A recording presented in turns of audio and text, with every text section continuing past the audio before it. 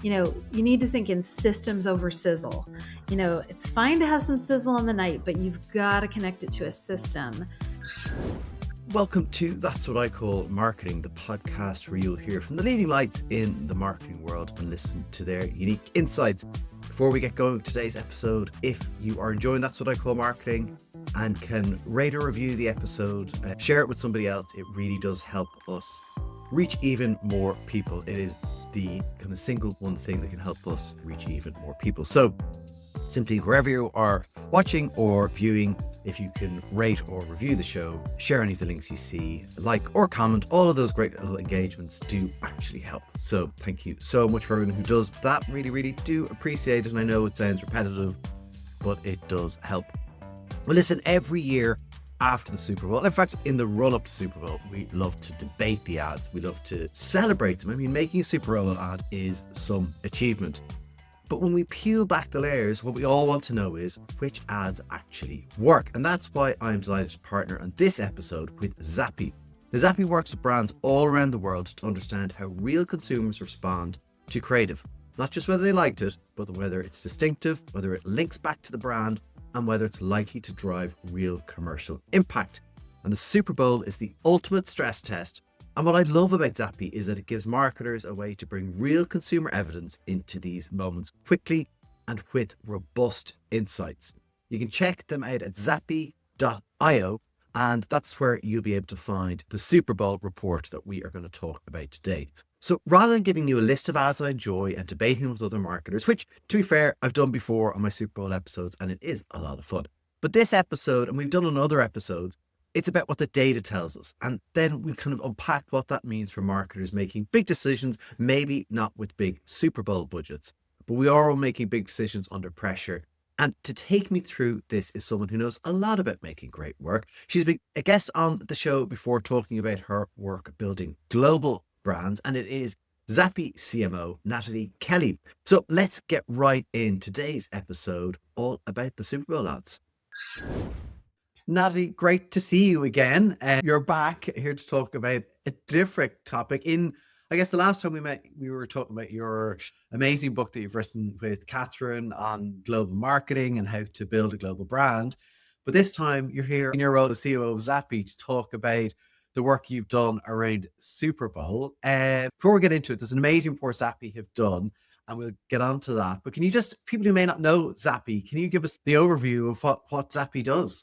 Sure. So Zappi is a consumer insights platform. We're used by more than 350 of the world's largest consumer brands. So we actually our technology was developed with a lot of major advertisers from our earliest founding days. So what they wanted to do with Zappi was learn, how do we measure the predictability and the results that these advertisements need to drive?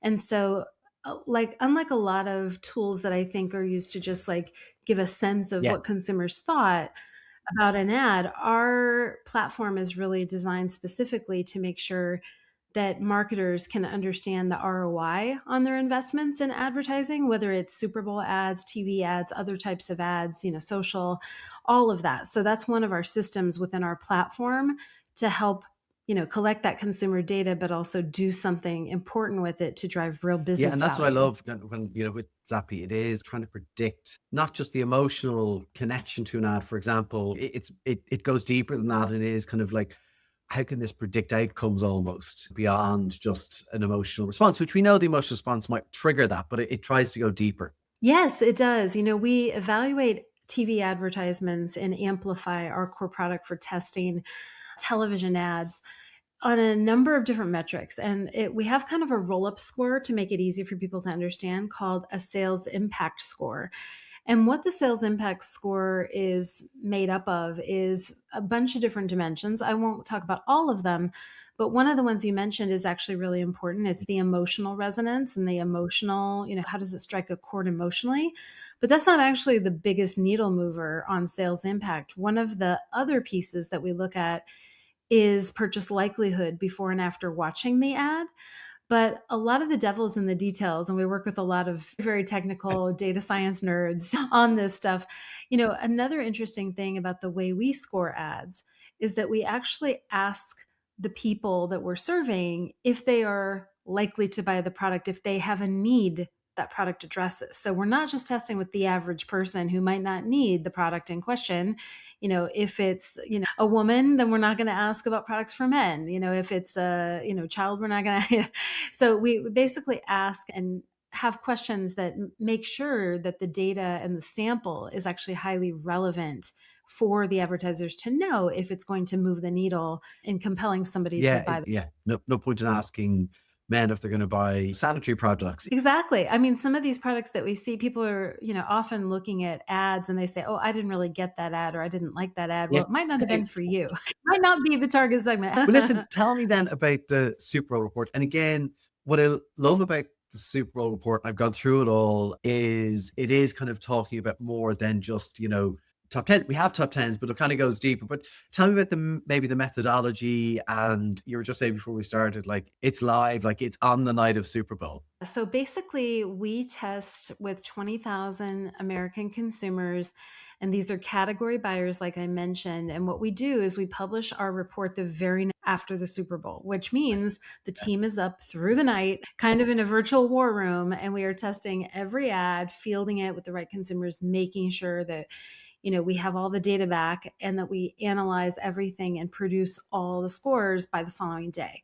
So we put that out every year, and it's a pretty big undertaking, but it's pretty exciting because what we did this year was we tested all of the Super Bowl ads against a benchmark that's basically comprised of the best television advertisements in the United States. So we take the top 100 ads that perform the best, and we rank all of the Super Bowl ads against those to try to make sure we're pushing the envelope on better advertising. Super Bowl ads notoriously don't score as well because they're designed kind of for a different type of cultural moment, but we still think that they should score better. So we're trying to constantly, up level the quality. And coming through, and people can go to Zappi.io and find the report, and I'll put that in the show notes as well, and we'll link it wherever we were posting about this, because it is a great report. And as you say, it's slightly different to some of the others. One of the things that comes through in the report is some of the patterns that appear in Super Bowl ads. And maybe one of the first ones to start with, and it's unsurprising for Super Bowl ads because they are unique in their use of celebrity. And I think this year was 68% of ads contained celebrities. Now, some of those celebrities were in multiple ads. It's such an interesting thing because there's definitely going to be examples, I think, where celebrities can act as, an amplification or multiplier effect, and in others, they're a distraction because they maybe they don't have a role to play. It's so interesting because in the Super Bowl, everyone is excited about the game. It's a big moment. This is where the top two titans of the football empire in the United States are coming to battle. And it's excitement and there's a lot of noise, and you're usually with friends and family. So how can an advertiser break through? Well, one of the effective techniques that they use is celebrities. They use humor. They sometimes use music. And honestly, a lot of people now are multi-screening. They've got devices. They've got multiple screens open, and they're watching what people are saying online while they're watching the game. So it's really hard to get attention. So you do have to be a little more creative to break through. But on the point of celebrities, you're exactly right, Connor. You can use celebrities well, but we find that a lot of brands don't do it well. And the big issue is with brand recall. So that's one of the elements of scoring that I didn't mention in that roll-up metric called sales impact that we talked about. If you use celebrities, the risk is if you don't balance it right with enough intentional tie-ins to your product, people will forget what the product even was.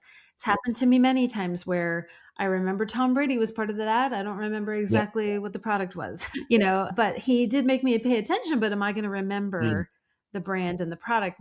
No, not necessarily. Whereas, you look at this Raisin Bran ad that they did with Will Shatner, brilliant ad. And they tied in his name, but they tied it to something very specific, the promise of fiber, and they played with his name, and it was very kind of cheeky and funny, a little, toilet humor, but it was for Americans, and, no matter how divided our country is, we always come together around certain things, and toilet humor is one. So I was watching that one going, this is bonkers. And but again, it stuck with me, and I remembered him and the association with the product. The other one I think maybe for me is the Dunkin' Donuts, because again, there's been, I think, consistency, and that's an interesting theme as well. The brands that come back year after year, but with a consistent kind of theme. And so Dunkin' Donuts come back every year with Yeah, Ben Affleck. And yeah, certain celebrities start to become associated with the brand and with the product. The only risk is when you're attaching your brand to a celebrity, you have to be careful because sometimes there will be a scandal with that celebrity like the week before the Super Bowl, and you've already paid all this money, to develop this ad. So there are definitely calculated risks that marketers take when they are attaching their brand to a celebrity. But, to your point about seeing that William Shatner Raisin Bran ad and wondering like, what is this all about? It's some of the humor is very news. cultural in nature. And so a lot of people in the United States might not even understand some of the ads, but because there's all these different subcultures and different, aspects. But the truth is they have to be a little bombastic. They have to be a little weird to stand out in some cases. The risk is creatively not to go too far so that you lose the audience and they have no idea and they can't remember the brand, they can't remember the product. That's the risk that you really run with Yeah, a and I Super Bowl felt ad. maybe when I was watching the State Farm one, for example, I felt that was one that was actually quite enjoyable, quite funny. You are literally at the end before you know it's State Farm. And maybe they're building a campaign out of this, and that's great. I never know. But I did feel that to me was quite risky because it was funny, but the brand linkage seemed quite low. Yeah, sometimes we find that just having more mentions of the brand within the ad really memorability, and it really helps with driving brand recall. There are times when, it's just done in such a way that it hooks somebody in and they're kind of on edge, like waiting to see like, Yeah. what is this company? And so it kind of depends on many factors, including where it happens to occur during the game, but also even things like, you know, is your favorite team winning? So it's really hard as a marketer to figure out the timing and how you want to hook and how you want to keep them, attached to the ad until the very finish. We do look at how many people watch the Oh, ad until the end. That's one of those things that actually plays into the sales impact score, is how long did they actually watch it, or did they tune out wow, before? amazing, because that is important, right? Yeah.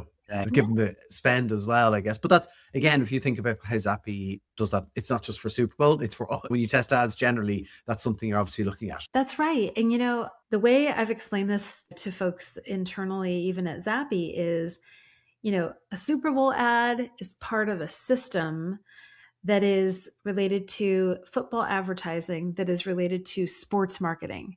It all has to be part of a system. And what a lot of people don't realize is these brands are advertising all throughout the season, Yeah, all throughout the year. They have sponsorships, they have specific local teams that they work with. They're present all throughout the year. The Super Bowl just happens to be one moment when they can reach the yeah. largest audience at once, but that's a fraction of their advertising budget. I was just there in San Francisco and, I got this hat. I was in the Moscone Center walking around, and like, it's incredible to see all the different activations that they have for fans. There were fans running and tackling like large Snickers that are blown up. There's like Lowe's and Uber Eats. It's incredible the amount of advertising that goes on, like Yeah. on the highway billboards, on the, everywhere you can I think was of, going to say, in the stores, the packaging, in the grocery store, the packaging for the beer, cases. The Kinder Bueno had a special oh, package for the Super Bowl here in the United States that was like, looked okay. like a football. And then they had tie into their ad on the night. So it Yes. was a brilliant ad, by the way. They had Well, that. I don't know if you yeah, saw yeah. it. Like I sat down, and this is how sad I am. I sat down and watched maybe an hour and 20 minutes of ads. I don't think I've seen all of them, but I literally was like, YouTube, all the ads and back to back, which is not how anyone does them, but like it was just, That sounds like heaven to me. That's what I have to do. We watch ads all the time at Zappi. That's and our it bread is and great. butter. What is brilliant about it is, it, as you say, like it is pushing creativity. And because it is so noisy, you're looking at things that have to kind of push and make extra noise. Things to talk about, like how do you balance entertainment and brand clarity, which we've touched on, and making sure that you're connected to the moment and people are taking away the, oh yeah, I remember seeing the Pepsi ad. And then I guess we touched on music actually, and I think that's a fascinating stat. I think it was it 94% of the ads this year prominently featured music. Yes, it's so important to be entertaining. That's what we find a lot of great ads do. You are part of the show. The viewers are there to be entertained. So the ad really has to be something that people want to watch and listen to so that they won't be snacking or scrolling and they'll be paying attention. But, and this is also a moment to build Mm. talkability and viral chatter and online conversation, which often does come from cultural relevance or an unexpected celebrity use or strong emotional payoff. So that's really important because if it's not entertaining, it won't stand out. Another really key thing is for the ad to be distinctive. It has to capture attention, hold attention. So, the watch rate, like how long are they staying engaged before they tune out?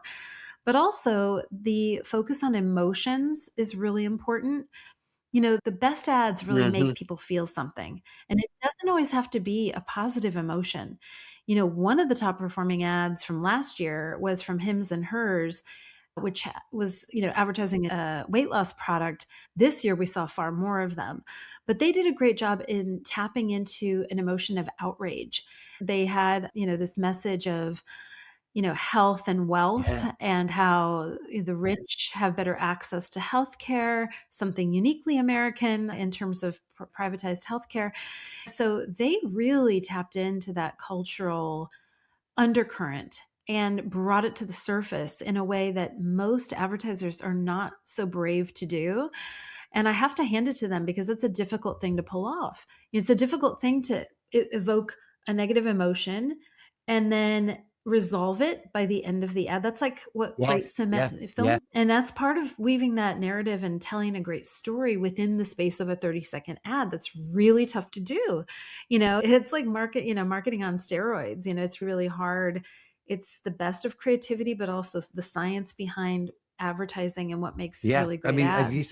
said, getting a full story arc in to 30 seconds is really hard. I actually wasn't aware of the product at all. And I don't think maybe it is over here, but I was really taken in by the way they were communicating and the message and the unfairness. Like they were holding a light up to like, this Yes. system is unfair. You shouldn't, you should have the Yes. same access. I did find it Mhm. really fascinating. And I think some of the top ads were in the health space, if I'm not mistaken. I'm looking here now, the breakdown ads that won with women this year. So Wegovy, Him and Hers was up there. Roe was in at number 6. And I think with men, Wegovy, Him and Hers was there. And Roe was number 3 for men as well in terms of the sales impact score. Yes.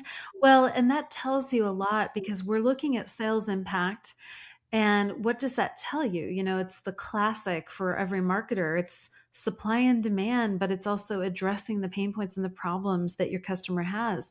So it doesn't really surprise me that the sales impact score of these ads would be high so long as Yeah. they're well executed because the hunger in the market is there. The fact that they scored so high says that yes, they're great ads and they do a lot of things right, but it also tells us that there's demand for the product that they're Yeah. addressing and they're tapping into in a way that resonates. So that's a really key thing. We typically see the Budweiser ads perform very well.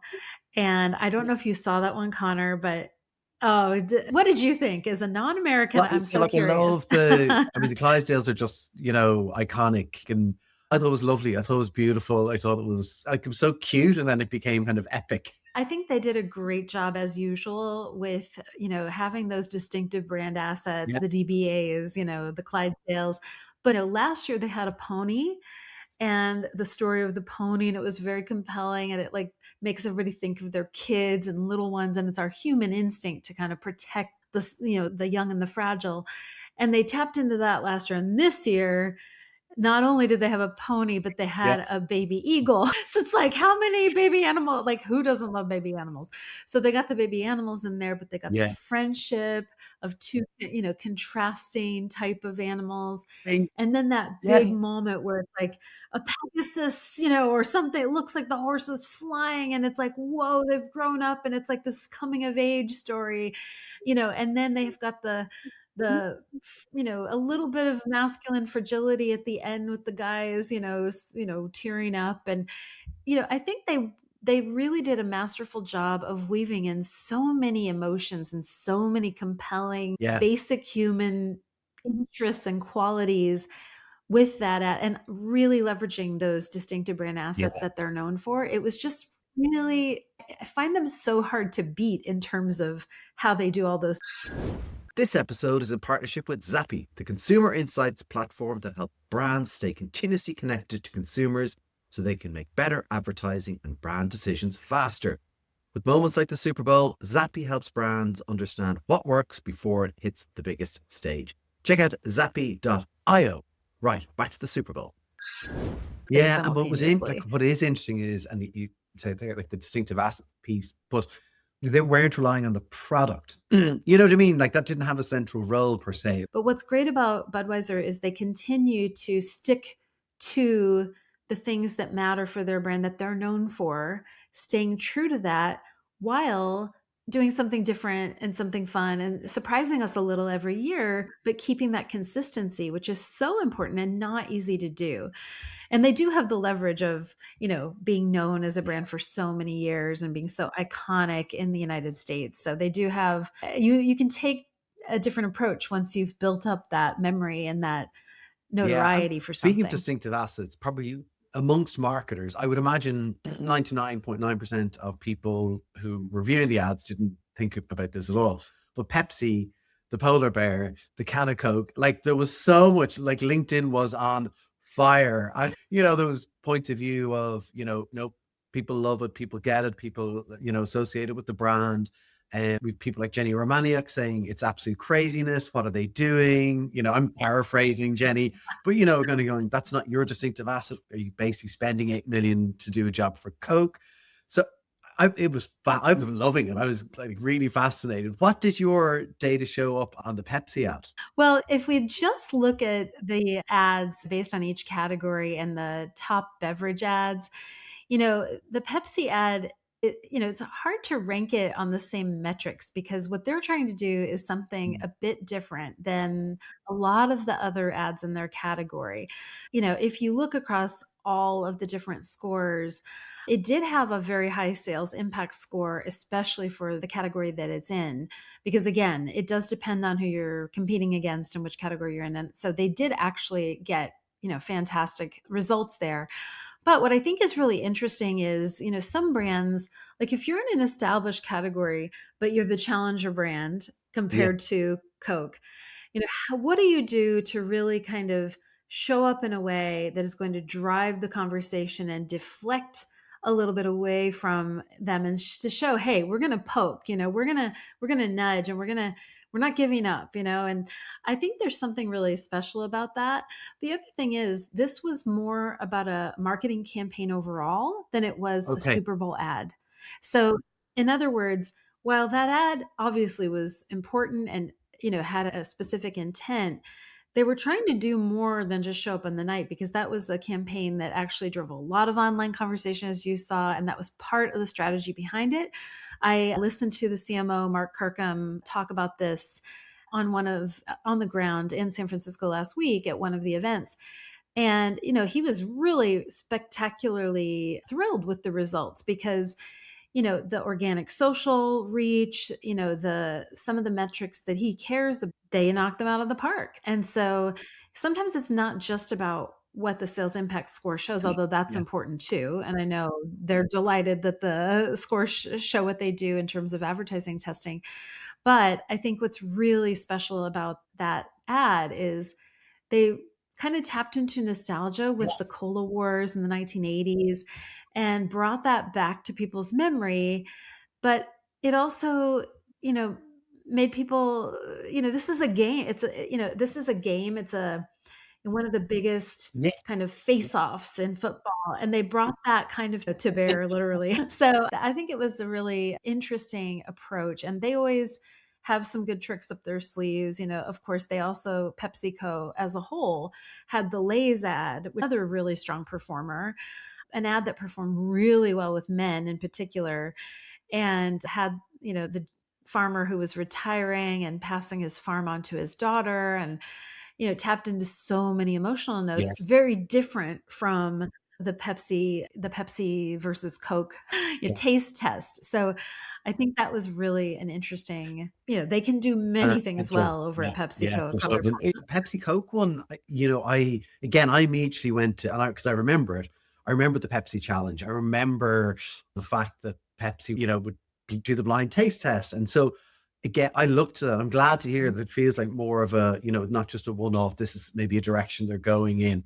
I love the fact I saw a picture of Mark again on LinkedIn, and he was standing beside the bear, and the polar bear was wearing a Pepsi. I want. Yeah. Oh, it's a full campaign. I mean, all the appearances and there's so many different pieces that keep it going beyond just the night. And that's the thing about the best Super Bowl ads are part of a system. On the ground, talking to a lot of marketers and advertisers, talked about the fact that, you need to think in systems over sizzle.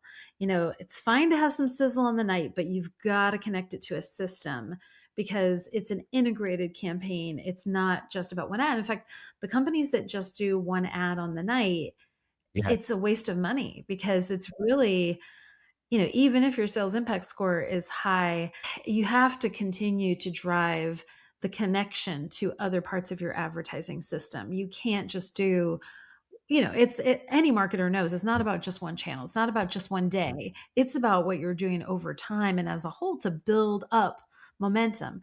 And that's what I think, do I really well over love that there. system over sizzle. The Lay's one was probably the one for me that, emotionally I watched that and Mhm. I was like, I was like, oh God, now I have a daughter, a teenager, there's probably a bit of that where I'm watching it going, I can feel the story.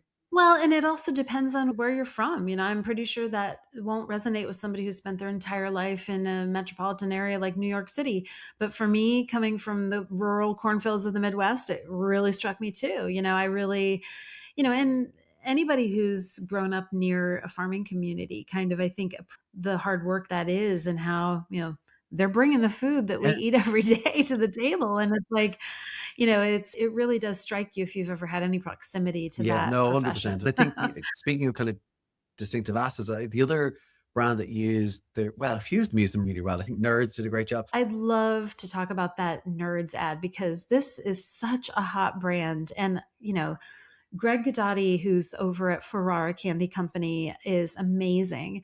I had him on my podcast as well, along with Mark Kirkham. The two of them Okay. used to work together, actually. And yeah, they're friends. And it was great to hear him talk about They Nerds. had- But also, what I loved about this ad was the gummy clusters. They are so different and such a great candy experience, but they brought the product to life on the screen. And Greg often talks about, household penetration. Household penetration is a core metric that he really cares about. But how you do that is you remind people of the sensation of what it tastes like and the vibrant flavor and the color and the mouthfeel. And they blew it up and made it big, but also showed him with a celebrity enjoying yeah, being a buddy and kind of out there. And it taps into that emotion of like friendship. And kids like to be with their friends, and this is a product that a lot of people buy for their kids. And it just kind of made you feel good, like, oh yeah, my friends, my kids having friends and having Nerds and gummy clusters, and yeah, they love that, and it's celebratory and it's fun and it's vibrant and it's rainbow and it's just beautiful.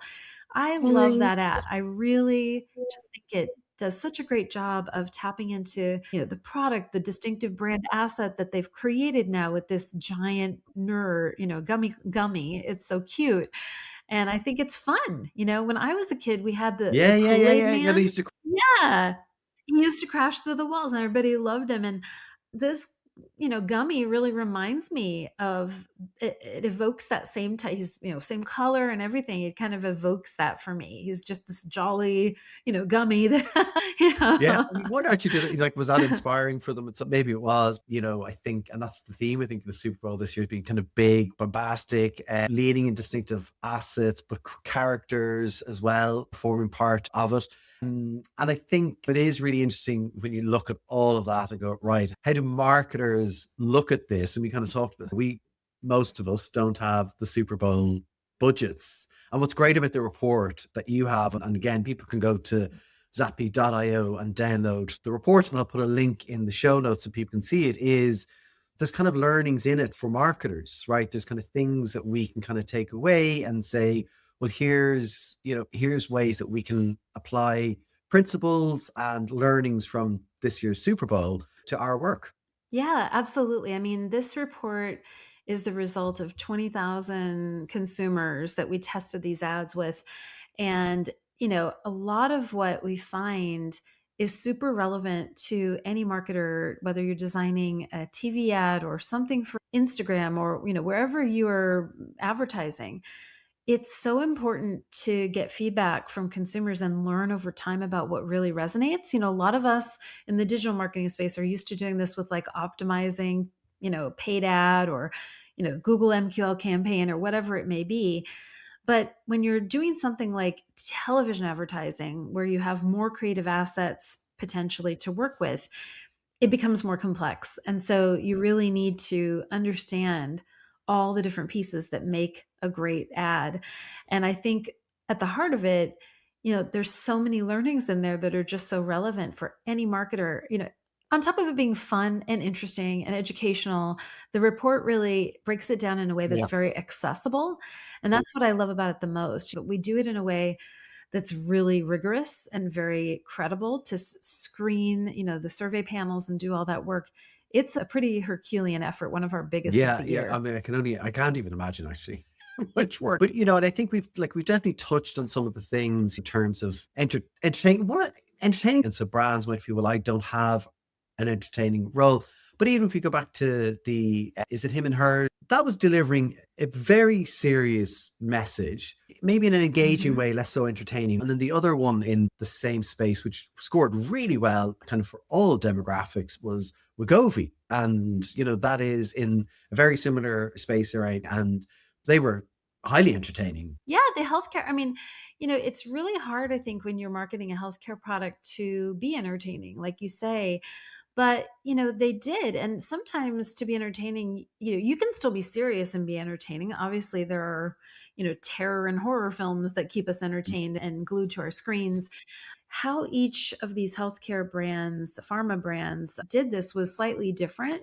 If you look at the Wegovy ad, they did try to convey the benefits of the product very clearly. Sometimes I think a lot of marketers don't pay enough attention to that basic thing. Is the message clear? Is it coming across clearly? Are the product benefits clear to the customer? And if you look at the one from Roe with Serena Williams, this was a monologue. She's talking about how the product has benefited her with specific tangible results. So they're focused on the results and the benefits as well. It was actually very effective because people are looking at that thinking, oh, she's doing this and she's an athlete and she's got these health benefits. And did she even need those? Oh, maybe I should take a look at this. Maybe I should think about it for myself. I really like Serena Williams. It's like, I think sometimes there is this taintedness around some of these weight loss products where people are thinking, maybe I shouldn't do it. And so they see this athlete on the screen saying that she's using this. It kind of legitimizes it and makes it something that feels like, oh, maybe I shouldn't be ashamed myself that I have a weight issue that I need to address. And maybe it's okay for me to use a medication for that. Really tapping into the psyche. I think they did a great job with that. And it's, clearly resonating and performing well in terms of sales. I would have associated Serena Williams with that product. Using her, when I saw it, I was like, it makes perfect sense. And if you don't know, well, you do now. And it's Serena Williams. Like, she's so iconic, and so to have it had such legitimacy to the product, doesn't it? Yeah, and it's tying it to the moment, because she's an athlete. We're there watching an athletic competition. People are admiring the athletes on the field, on the night, celebrating their athleticism and their teamwork. And, it's kind of, it does break through compared to, say, an actor who doesn't have any athletic abilities at all. It's not tied as much to the moment. Although in the case of Ben Affleck, of course, he's from Boston. And so the New England Patriots playing, it's actually perfect. When you look then kind of maybe over the last couple of years, or just kind of even think, you're watching the ads. Are you seeing patterns evolving? Are you seeing any kind of changes? Because it does go I think sometimes in cycles, there was definitely a period, probably post-COVID, it was all very serious. And then sort of humor and Yes. enjoyment has come back in. I found a lot of that were enjoyable. And so maybe people are getting a balance Yeah. to understand some of the stuff you've talked about. Like, how can we make sure there's an insight, that there's a role for the brand, that we're all those things that we're actually going to drive an impact? I mean, we did a summary actually of looking at the key elements of across all the ads compared to 2025, and we found that we had about the same number of ads with celebrities. Ads featuring animals actually went down. Ads featuring women actually went down. Ads featuring diverse representation actually went up, and ads with music actually went up this year. We did see some changes there when we looked at, the differences. I think that you're right and you're onto something, Connor, when you say that you notice kind of different trends each year in terms of what type of entertainment value or the emotion, or like how are these advertisers reflecting what's Yeah. going on culturally. Yeah, and that's something that Marissa Solis, who's the SVP of brand marketing for the National Football League, who joined my podcast recently, she actually talked about this and said it's about being in culture and being part of the culture and reflecting back to people, the cultural moment that they're experiencing, and making sure that it's relevant and linked. And I think that's really important. And it's a good observation on your part. There have been years when Yeah. people need to laugh more. And I think this is one of them. I think this year people probably felt a need for a little lightheartedness with everything going on in the news. And it's tricky because, we see most of our customers who use our Amplify advertising system start working on their ads. The first creative gets uploaded I was like going in to say that. August. Yeah. And Super Bowl isn't until February. So if the creative's being uploaded in August, that means they're shooting and filming and coming up with storyboards back in April. So really that's only a couple months after the prior Super Bowls. These advertisers are working on this like way in advance of when they actually hit. So a lot can change in politics and the news in that long space of time. So advertisers sometimes have to go in and adjust and adapt the ads based on what's happening in And it is society. interesting as well. I think it's where, brilliant agencies, and, I'm not saying only agencies that work in Super Bowl ads are brilliant, but brilliant agencies are, are in touch with culture, and not just culture of now. I remember I did some work with the amazing Doug Cameron from DCX in New York. And Doug was like, when you talk to Doug and you'd be kind of thinking about strategy, Doug was like 2 years ahead. Like, he was talking about stuff, and then 2 years later, it was coming to the fore. Like, he was able to kind of get underneath the belly of what was kind of bubbling up. And I just think that's an amazing skill where, agencies can do that. And things change still, but I think it's fascinating. Well, when you think about it, one of the reasons agencies can do that is because they're dealing with multiple types of customers. So they have more of a holistic view and they can see kind of where the trends are heading. That's one of the entire values that we talk about with connected insights, because if you can connect your data to multiple sources and look at it over time, you can predict where the consumer is going. You can predict where the trends are headed. And that's why it's so important to connect your consumer insights data into a single platform. Otherwise, you only have siloed views of things and you can't make sense of it and get the bigger picture. I have to give a shout out to VaynerMedia because they always do a great job with their ads. And this year they were behind that Raisin Bran ad. I think they did a fantastic job with that. And Will Shatner. It was just such a great campaign that they did, because you started to see these paparazzi shots of William Shatner before the Super Bowl with a Raisin Bran, like box of Really? Raisin Bran, like getting into a limo secretively. Oh yeah, this was all over social media, and people were Oh like, my "What's God. he doing? Like, why is he carrying raisin?" Yeah, and we even did a little meme on Zappi LinkedIn to shout it out with me, like getting in with our Super Bowl report, but it's the same color. It was like a Oh purple my God. report keying off of what was happening on social media. But yeah, they did a great job with that. Vayner does an excellent job. Yeah. Gary Vee's one of his many businesses, but they do a great job. And I loved that campaign. The surround sound is really Yeah, what I makes actually it. didn't know it was them. It was wonderful work. It was bizarre and bonkers. Literally a time. But my last question for you, thinking back now, it's all, reports done. Has one stuck with you as your favorite Super Bowl ad of 2026? Oh, I love the NFL ads, and I think they get so little attention, but the NFL actually is one of those organizations that has the most data at their disposal because they see what all of the advertisers are doing ahead of when the ads air. They know the most of everyone about Super Bowl ads and Super Bowl advertising. And every year they have some of the top performing ads. Those Yeah, always just tug at my heartstrings. So I loved those were some of my amazing, favorite amazing. ads. Well, a great crop of ads. And again, the report for people to read. What's great, people have seen probably articles and maybe other reports. This is a different report, and it's on Zappi.io, and I think it is worth reading because you're getting a different perspective on the scoring of the ads. And that's what I loved about reading it and going through it and kind of getting the insights as well. And it's so well put together. It's so accessible and it is so well Oh, put together. So congratulations. Yeah, you look at things like that, and because it's so well done, it looks easy, and then you just know that's not that's not an easy thing to do. it's not. It's a team of people behind it and working crazy hours and obviously doing a lot of analysis well ahead of when, the ads are hitting on the night. But I will say what I love about it the most is that CMOs really need to know that they're going to be able to Yeah, drive business results. And we're in the interest of keeping our CMOs in their yeah, jobs.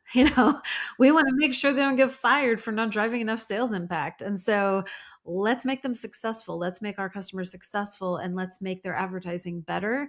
It's not just about one ad, it's about better advertising over time. And that's what we're in the interest of helping them do. So that's what our report is all about. And I do think every marketer out there yeah, can stand to 100%. win And the it. report is just a reflection of the product, right? It's a reflection of the great Zappi Yes. product. So if people aren't using it as well, they can go and talk to the team. I'm sure people are standing by to answer questions about. Nataly, thank you so much. Great to see you again, and really enjoyed chatting to you about this. Thanks a million. Thank you so much, Connor. Well, I hope you enjoyed that episode with Nataly Kelly, CMO of Zappi. And as I mentioned at the start of the show, if you want to go find the Super Bowl report that we talked about, go to Zappi.io and you'll be able to download the report there. And of course, find out more about the incredible work that Zappi does with brands around the world to help them understand how real consumers respond to creative.